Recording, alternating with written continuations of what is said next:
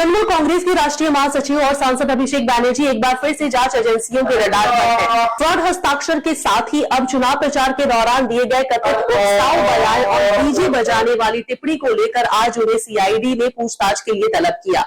निर्धारित समय से पहले अभिषेक बैनर्जी कोलकाता के भवानी भवन पहुंच गए, जहां सुरक्षा के कड़े इंतजाम किए गए थे।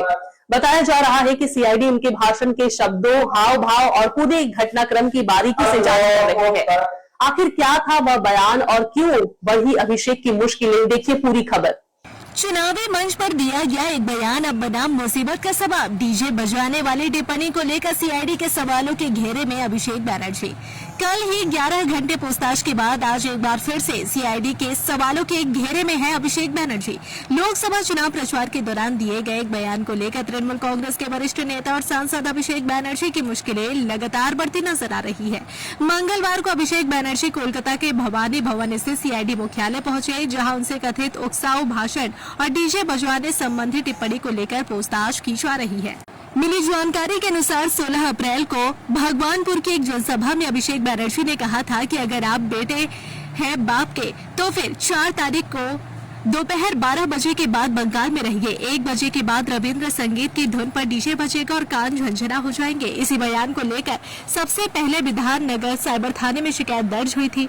बाद में मामले की जांच सीआईडी को सौंप दी गई। सूत्रों के अनुसार सीआईडी अधिकारियों ने अभिषेक बैनर्जी के कई चुनावी भाषणों के वीडियो खंगाले हैं। सिर्फ भगवानपुर ही नहीं बल्कि आरामबाग और मंगराहाट की सभाओं में दिए गए उनके बयानों की भी जाँच की जा रही है। अधिकारियों ने उनके शब्दों के साथ साथ बॉडी लैंग्वेज और भाषण देने के अंदाज का भी विश्लेषण किया है, ताकि यह समझा जा सके कि बयान का उद्देश्य क्या था।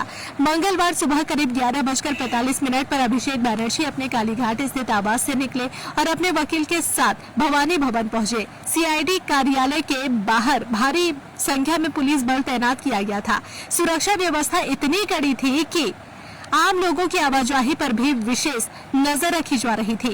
गौरतलब है कि यह पहला मामला नहीं है जिसमें अभिषेक बैनर्जी जांच एजेंसियों के सामने पेश हुए हैं। हाल ही में विधानसभा हस्ताक्षर जालसाजी मामले में भी उनसे घंटों पूछताछ की गई थी। वहीं शिक्षक भर्ती घोटाले और अन्य मामलों में भी केंद्रीय और राज्य स्तरीय एजेंसियां उनसे लगातार जानकारी जुटा रही है।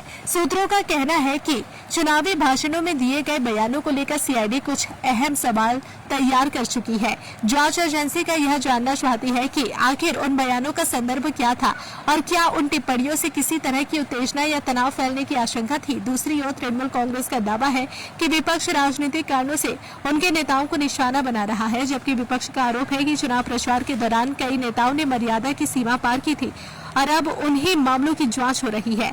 फिलहाल सभी की नजरें भवानी भवन में चल रही पूछताछ पर टिकी है। अब देखना दिलचस्प होगा कि सीआईडी की जांच में आगे क्या निकलकर सामने आता है और क्या इस मामले में अभिषेक बैनर्जी की कानूनी मुश्किलें और बढ़ सकती है या फिर उन्हें राहत मिलती है।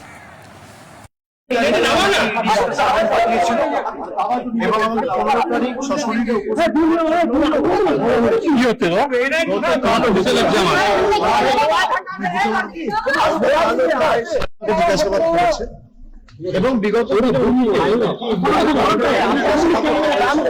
আমাকে শেষ ডাকা হয়েছিল 2023 সালের নভেম্বরে।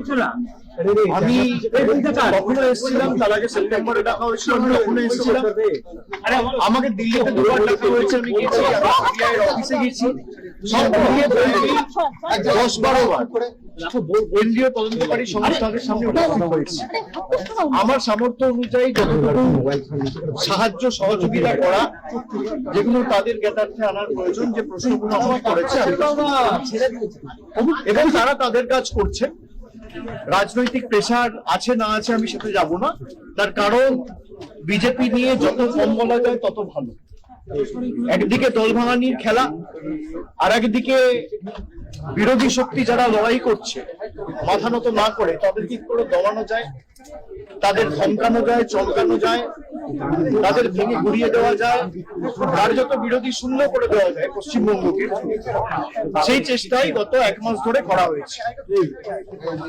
প্রথম দিকে এসআইআর এর নাম করে উপযুক্ত ভোটারদের ভোটার তালিকা থেকে নাম বাদ দেওয়া, কাউন্টিং ভেন্যু থেকে বল প্রয়োগ করে অন্যান্য দলের রাজনৈতিক কাউন্টিং এজেন্টদের বার করে দেওয়া, তারপরে পোস্টপোল ভায়োলেন্সের নামে কি তাণ্ডব লীলা চলেছে আমরা সব জায়গায় দেখেছি। বিরোধীরা যাতে বিরোধী দলনেতা স্বীকৃতি না পায় সেই নিয়ে ষড়যন্ত্র, কনস্পিরেসি, দল ভাঙানো, এমপি ভাঙানো, এমএলএ ভাঙানো, এইসব করে কোনো লাভ নেই।